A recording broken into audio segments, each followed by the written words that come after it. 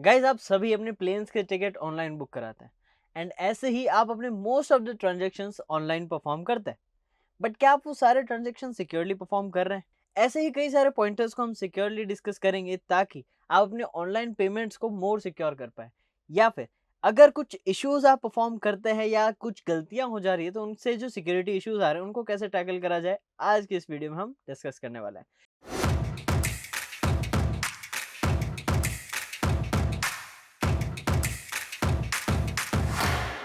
So hello everyone, welcome back to WS Cube Cyber Security. This is Ankur Joshi signing in.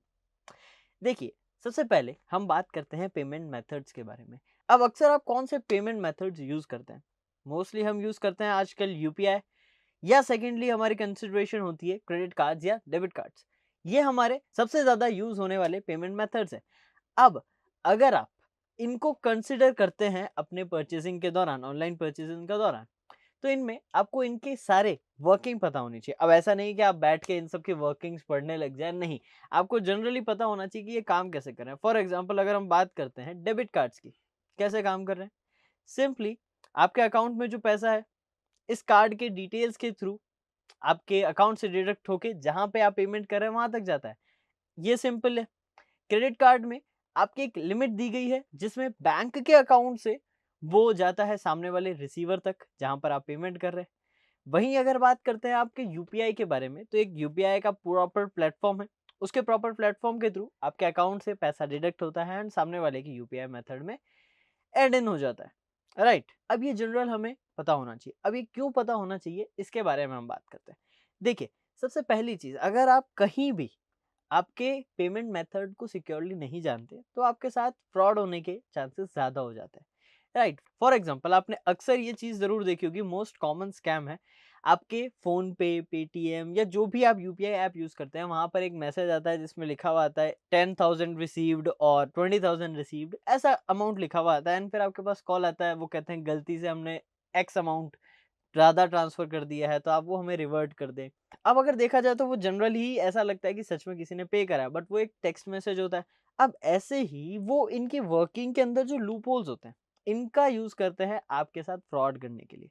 तो आपको इनके बारे में बहुत अच्छे से पता होना ज़रूरी है। वहीं अगर आप इनके बारे में नहीं जानते तो फ्रॉड तो आपके साथ ईज़िली हो ही सकता है। अब बारी आती है उस टॉपिक की, जहाँ पर अगर आप स्मार्ट हैं और फिशिंग अटैक्स में या ऐसे स्कैम्स में नहीं फँसते हैं, तो भी आपके साथ कैसे फ्रॉड हो सकता है या फिर आपके साथ कैसे स्कैम हो सकता है, उसको समझते हैं। क्या मतलब, अगर हम स्मार्ट हैं फिर भी ये हो सकता है? देखिए, हो सकता है। अगर आप स्मार्ट हैं, इन सारे स्कैम से अवेयर हैं, तो आपके साथ कोई डायरेक्टली स्कैम नहीं कर सकता। बट अगर आपने अपनी सिक्योरिटी का ध्यान नहीं दिया है, तो आपके साथ काफ़ी ज़्यादा इम्पैक्टफुल चीज़ें हो सकती है, जिसमें सबसे पहला पॉइंटर आता है आपका पासवर्ड। अब जनरल केसेस में आप अक्सर ऐसे पासवर्ड रखते हैं, जैसे फॉर एग्जांपल आपका नाम या आपके किसी क्लोज वन का नाम या किसी फ्रेंड, फैमिली मेंबर, किसी भी क्लोज वन का नाम हो सकता है। एक स्पेशल कैरेक्टर होता है और एक ऐसा नंबर जिसको आप इजीली याद रख सके। फॉर एग्जांपल आपकी बर्थ डेट, आपके पेरेंट्स की बर्थ डेट, आपके व्हीकल नंबर, या ऐसा कोई भी XYZ नंबर जो आपके लिए याद रखना आसान हो।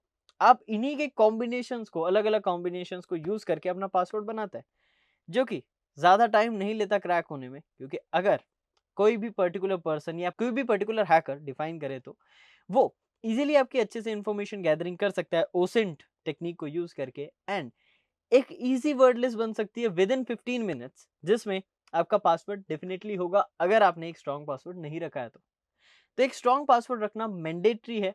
एंड सेकेंडली, आपने देखा होगा आपके पिन्स यूज होते हैं, सीवीवीज होते हैं या ऑनलाइन पिन्स यूज होते हैं।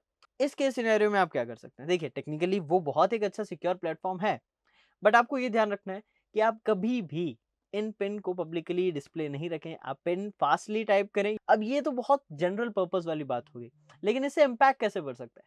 देखिए, जब भी आप एक यूपीआई पेमेंट करते हैं, उसको आपकी यूपीआई आईडी पता है, वहां पर आपकी यूपीआई आईडी शो होती है। बट अगर उसी पर्टिकुलर पर्सन ने आपका यूपीआई पिन भी देख लिया, तो वहां पर आपके अकाउंट से वो अमाउंट डिडक्ट कर सकता है। अब नो डाउट वो ट्रेसेबल है, उसको ट्रेस करा जा सकता है। बट अगर वो एक पर्टिकुलरली फ्रेमवर्क ऐसा सेट कर रहे हैं जहां पर उन्होंने बहुत से मल्टीपल लोगों को ऐसे हैक करना है या उनके साथ स्कैम करना है, तो वो प्रॉपर एक ऐसी टेक्निक को यूज करेंगे जहां पर उनकी जो आइडेंटिटी होगी, जो ऑनलाइन आइडेंटिटी होगी, वो या तो टेम्परेरी होगी या फ्रॉड आइडेंटिटी होगी या किसी और की इम्पर्सनेशन होगा जो यूज करके वो ये सारे स्कैम्स करते हैं। तो इन चीजों में भी आपको ध्यान रखना है। ठीक है, तो मतलब मुझे अपनी ऑनलाइन सिक्योरिटी के लिए सब चीज़ों को समझना है, एक स्ट्रॉन्ग पासवर्ड रखना है, स्कैम से बचना है, स्कैम की नॉलेज होनी चाहिए।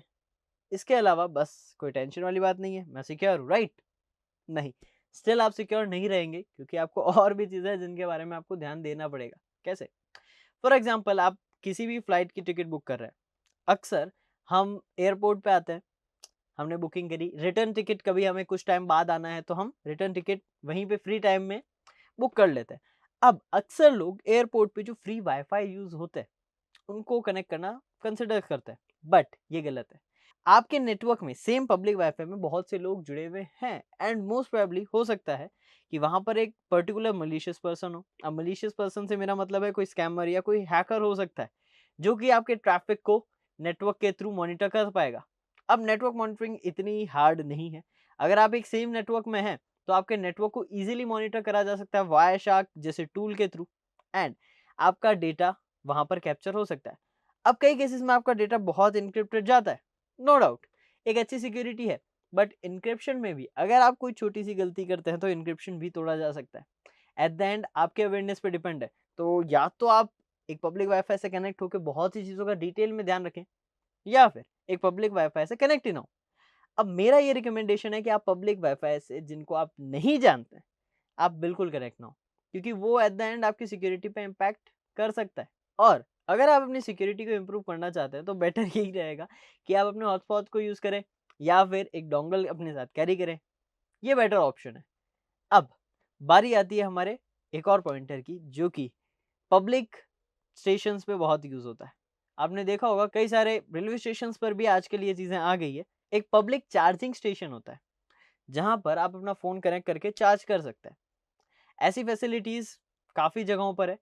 अब अगर आप ये फैसिलिटी यूज़ करते हैं तो भी आपको प्रॉब्लम है, चार्ज करने से भी प्रॉब्लम, राइट? सिक्योरिटी के अंदर ये चीज़ें भी प्रॉब्लम क्रिएट कर सकती है। कैसे?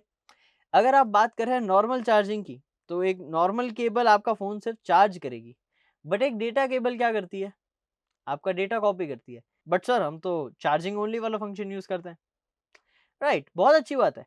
बट कुछ ऐसी केबल्स भी आती है जो आप भले ही चार्जिंग ओनली फंक्शन भी सेट क्यों ना करें, आपका डेटा कॉपी कर सकती है एंड इसी टेक्निक को बोला जाता है ज्यूस जैकिंग।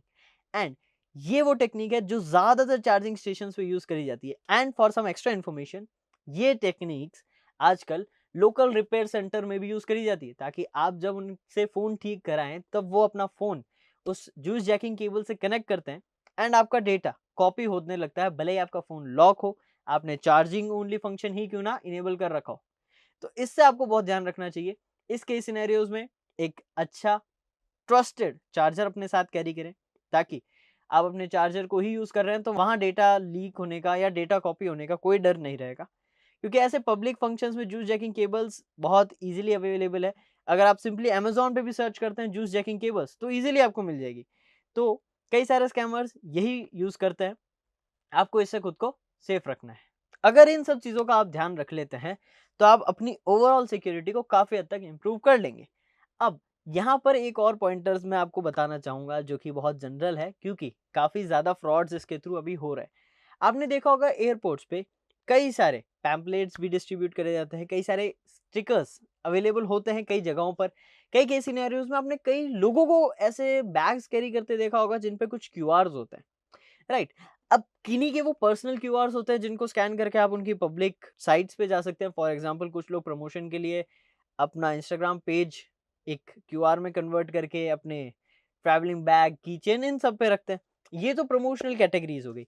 बट कई सारे स्कैमर्स भी इसका यूज़ करते हैं ताकि एक मलिशियस लिंक को एक क्यूआर में ऐड कर सके और जैसे ही आप वो क्यूआर स्कैन करेंगे, आप उस मलिशियस लिंक पे पहुंच जाएंगे जिससे जो भी अटैकर ने मलिशियस फंक्शन सेटअप कर रखा होगा वो आपके सिस्टम में एग्जीक्यूट हो जाएगा। और जनरल सिनेरियोज में उसके अंदर ऐसी स्क्रिप्ट्स होती है जो आपके क्रेडेंशियल्स को चुरा लेती है, यानी आपके ऑनलाइन बैंकिंग के आईडी एंड पासवर्ड्स को। और अगर आप लॉगिन करे हुए हैं तो उसकी सेशन आईडीज भी चुरा लेती है जिससे बिना आईडी पासवर्ड के भी वो लॉगिन हो सकता है।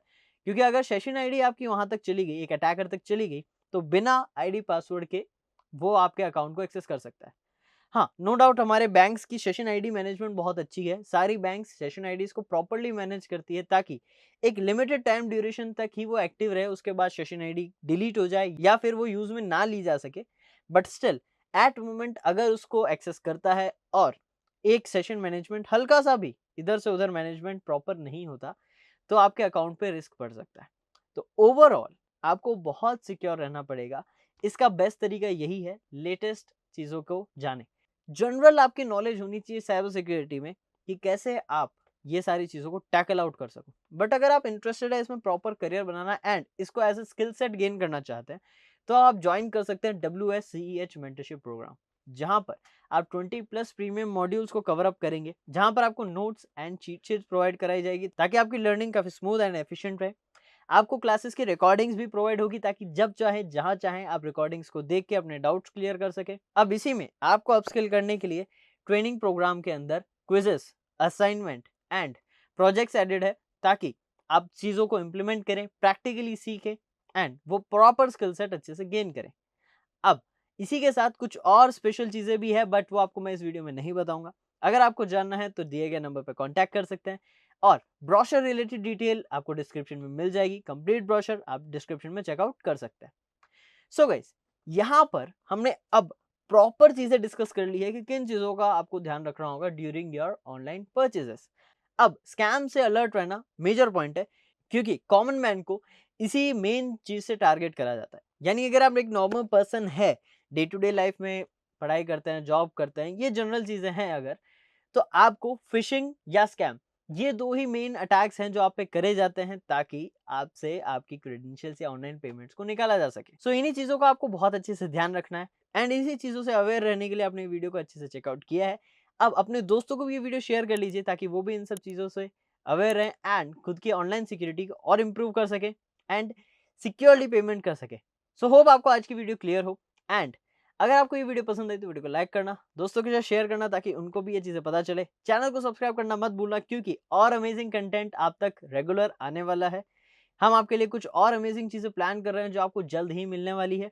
So till then stay secure and मैं मिलूंगा आपसे नेक्स्ट वीडियो में। Till then this is Ankur Joshi signing of.